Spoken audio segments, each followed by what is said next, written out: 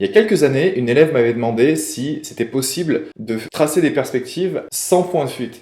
Et je lui avais dit, non, on a besoin de points de fuite pour faire ça. Et elle m'avait dit, oui, mais des fois, le point de fuite, il est à l'extérieur de la feuille. Comment on fait pour faire ça? Et je lui ai dit, ben écoute, tu peux prendre un post-it et le coller sur ta table. Comme ça, tu peux le faire à l'extérieur de ta feuille sans problème. Sauf que ça a des conséquences sur le dessin parce que le dessin doit être fixe par rapport au point de fuite. Donc il faut que tout soit compact, il faut faire attention. Et c'est pas très pratique quand on a une toute petite table. Donc j'ai réfléchi à un moyen de ne pas tracer ces points de fuite à l'extérieur de la feuille et j'en ai trouvé un. Et j'espère que ça va pouvoir être utile, donc je vais expliquer ça dans cette vidéo.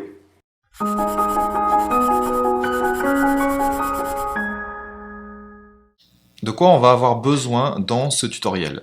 Alors, on va avoir besoin d'un élastique. Déjà, je ne sais pas si vous avez déjà vu ce genre d'élastique là, mais c'est des élastiques plats que j'ai coupé en deux en fait, enfin que j'ai coupé en fait tout court. Et j'ai numéroté cet élastique détendu avec un stylo indélébile ou un stylo qui marque bien sur ce genre de support. Moi je vous conseille un stylo indélébile parce que quand vous allez passer votre main dessus, ça va faire des crasses. Donc à chaque centimètre ici, j'ai mis une petite marque avec un numéro. Et ce numéro est très très important et vous allez voir pourquoi. Parce que sans ça, en fait, vous n'allez pas pouvoir vous repérer correctement. Donc, la plupart du temps, les dessinateurs qui dessinent sur papier ici, tracent leur ligne de vision ici. Donc, je ferme ma petite ligne de vision, le niveau de l'œil, ici. Et ce qui arrive, c'est que quand ils commencent à dessiner un cube, par exemple ici, je fais un premier segment, il peut y avoir un point de fuite ici à l'intérieur, donc dans le champ. Donc ils commencent à dessiner une première face de ce côté-là. Ça peut être un immeuble, hein, ça peut être n'importe quel objet, hein. Mais voilà, de manière générale, on va avoir quelque chose comme ça ici.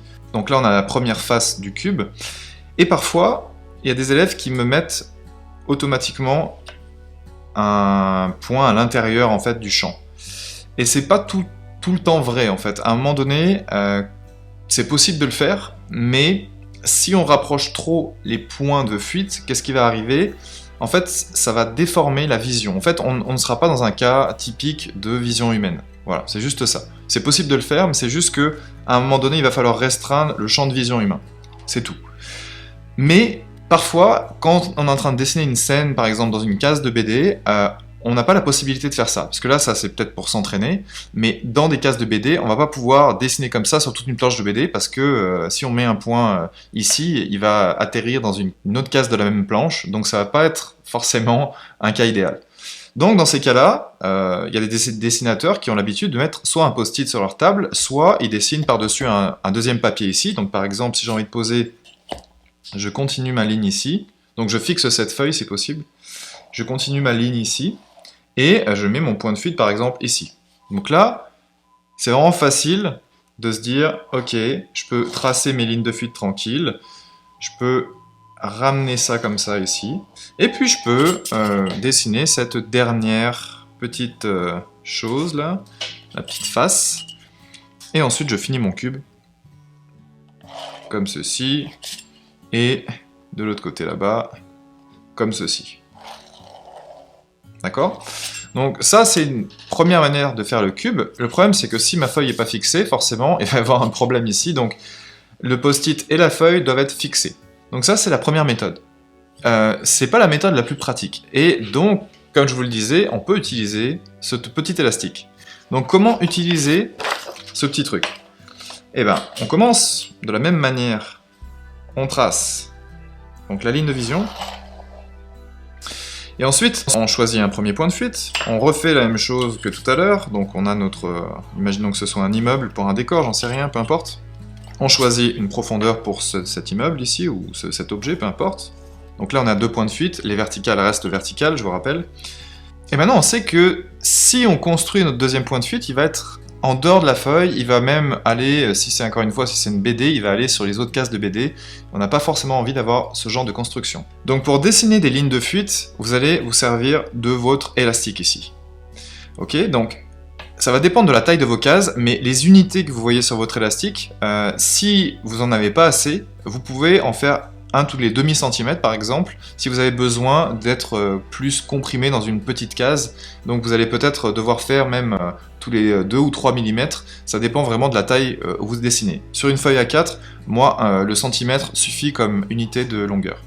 Donc pour tracer mes lignes de fuite maintenant, avec un point qui est éloigné là-bas, je vais utiliser l'élastique, donc je mets le 1 sur la ligne de vision, et je vais bloquer ce 1 avec la règle ici. C'est la manière la plus facile de faire pour moi. Donc à partir de là, je peux mettre des petites unités au crayon, si j'ai envie. Donc là je vous le fais au feutre, mais c'est pour que vous y voyez mieux. Je marque ces petites unités ici.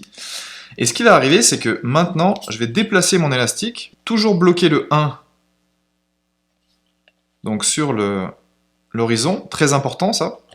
Et maintenant, je vais pouvoir étirer mon élastique. Donc qu'est-ce qui va arriver?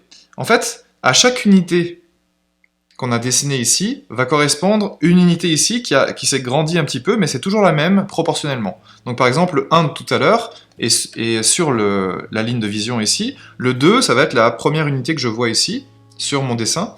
Le 3 va être la deuxième unité ici, le 4, etc., etc. Donc plus j'étire mon élastique à partir de là, et plus je vais en fait ramener le point de fuite à gauche là-bas, proche de mon cube. Donc moi j'ai pas envie qu'il soit trop proche, j'essaie de l'éloigner un petit peu plus, donc je vais pas étirer trop l'élastique, et à partir de là, je vais bloquer avec mon pouce ici, et avec mon crayon, je vais venir marquer donc ces différentes mesures ici. Et maintenant que j'ai fait ça, si je dessine donc chaque ligne de fuite, je vais trouver quelque chose comme un point de fuite qui est éloigné là-bas, et vous allez voir que si je continue à tracer ces lignes ici, je vais tomber sur exactement le même point de fuite. Ici, exactement le même point de fuite, ici, exactement le même point de fuite. Donc, il va y avoir un biais, parce que l'élastique, c'est pas quelque chose de parfait, mais par contre, ça va vous donner vraiment une bonne idée, une bonne approximation de vos lignes de fuite, sans avoir dessiné votre point de fuite à l'extérieur de la feuille. Donc c'est vraiment super pratique. Donc maintenant, par exemple, je vais dessiner la base de mon cube ici. Qu'est-ce qu'il me reste à faire? Donc là, c'était le premier, deuxième, troisième, quatrième. Donc je vais utiliser le quatrième point ici. Donc ça va être finalement cette ligne ici. Et le haut ici du cube, je peux faire une approximation, par exemple, entre le premier point ici et le deuxième point ici. Qu'est-ce que j'ai? En fait, je suis à peu près à un petit peu moins d'un demi ici. Donc je peux prendre ici à un peu moins d'un demi pour approximer. Et là, j'ai juste à tirer le haut ici de ma face et de ramener le tout maintenant et de compléter ma figure. Donc là, je peux reprendre le 1 ici pour compléter. Et là, je peux ramener tout simplement de ce côté-là. Et là, j'ai le haut du cube. Voilà. Encore une fois, c'est pas une méthode qui est parfaite, mais c'est une méthode qui permet vraiment d'approximer assez facilement. Donc vous avez vu, cette technique est pas assez difficile à mettre en place. Le plus difficile techniquement, au final, c'est de venir bien bloquer l'élastique sur le 1. Le 1 doit être vraiment sur la ligne de vision, sinon vous allez avoir un plus gros biais. Donc essayez de vous débrouiller. Moi j'aime bien faire ça avec ma règle, vraiment caler l'élastique avec ma règle, mais je suis sûr que vous allez trouver votre propre moyen de le faire.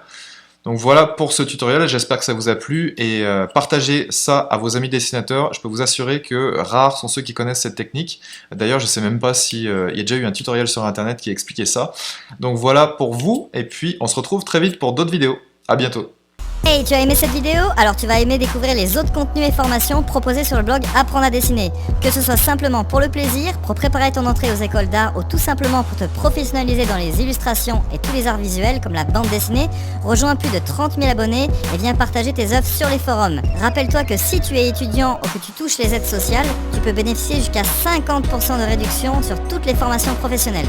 Il suffit de contacter Pete à cette adresse, pete@dessin.club, et lui présenter les preuves administratives. Et voilà, sur ce je te dis à bientôt, et oublie pas de pratiquer régulièrement, c'est important hein. A plus.